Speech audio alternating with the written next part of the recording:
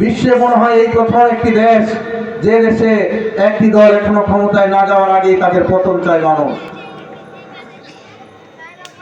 তারা চাঁদাবাজির এমন একটা ভয়ঙ্কর অবস্থা সৃষ্টি করেছে, অতীতে যেখানে মানুষ 30 টাকা চাঁদা দিত, এখন নাকি 100-200 টাকা চাঁদা দেওয়া লাগে।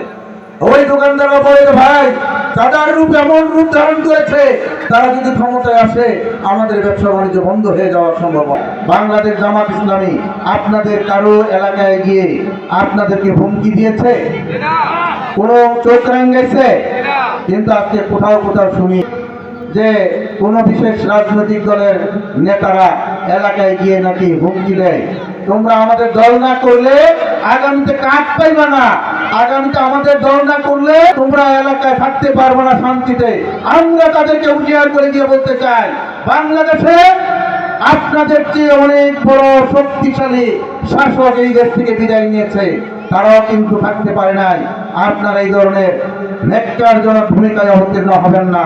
নারীর মর্যাদা ইসলাম দিয়েছে, আজকে জামাত ইসলামীর বিরুদ্ধে একটি অপপ্রচার চালানো হয়, জামাত ইসলামী রাষ্ট্রীয় ক্ষমতায় গেলে নাকি নারীরা বাইরে যেতে পারবে না। এই ধরনের মিথ্যা অপপ্রচারের দাঁত ভাঙ্গা জবাব দেওয়ার জন্য আমি আপনাদের কাছে উদাত্ত আহ্বান জানাতে চাই। কারণ নবী মুহাম্মদ রাসূলুল্লাহ সাল্লাল্লাহু আলাইহি সাল্লাম নিজেই যুদ্ধের ময়দানে গিয়েছেন নিজের স্ত্রীদেরকে সাথে নিয়ে। তিনি তার নিজের স্ত্রী আরবের শ্রেষ্ঠ ধনাঢ্য ব্যবসায়ী ছিল।